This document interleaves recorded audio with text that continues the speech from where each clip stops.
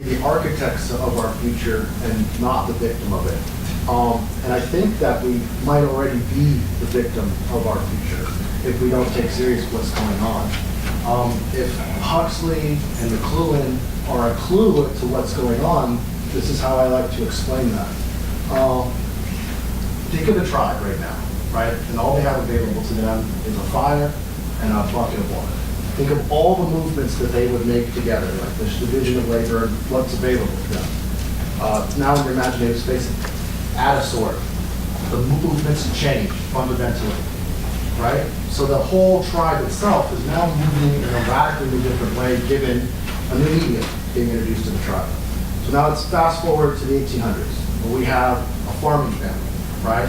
And all the movements that children will be making around the farm, playing with the animals, all that is disrupted when the father brings home the radio, right? Maybe one child's now sitting in front of the radio every day, right? And that phenomenology is what Marshall McLuhan talked about with medium as a message. So we have to take into consideration not what's coming over the radio, but the movement differential per time period. And we have to take into consideration maybe the new mediums are causing myself to move differently, right? And this is where a lot of the Buddhist people, I think, understand general semantics and Alfred Korzybski and like this group altogether, is because this is supposed to be a meditation about myself and where I'm at in relationship to all these technologies and stuff. And so the question I have for the Institute of General Semantics is this. If there are other groups of people who are having conferences and they're moving and they're making movements and these technologies are around, how much different are your movements from theirs? And if your movements aren't different, and we're trying to figure out how to move differently given new mediums, could we be lost in our own mediums? Could we be moving without realizing that we could be changing the way we're moving in relationship to the way that we're moving?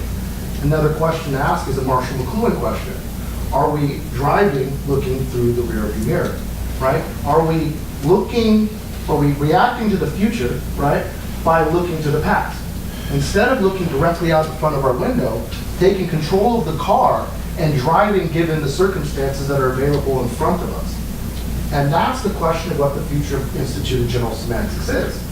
If we are unable to actually get rid of VR, we're actually let's say we unautomate, right? Because the future of all this is going to just continue automating, and let's just say that's a logical conclusion.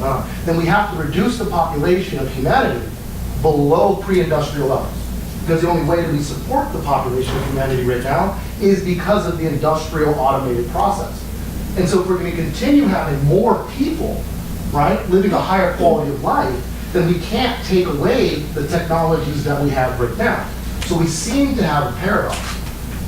The bad people are using the technology. You guys can address that clearly. You guys understand the problem fully. But here's the question. What are you doing differently in relationship to the actual problem, right? Given that medium, how are we supposed to move going forward?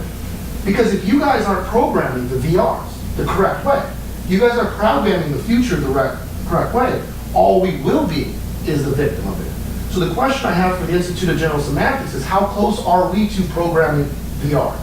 Worlds into which people can walk into, and by the time they walk out of, they are better and more along the lines of what we think the future should look like. Because this is what the future of the world is. We are going to have to step into the digital world. And if it's not programmed correctly, we will never step out. Thank you.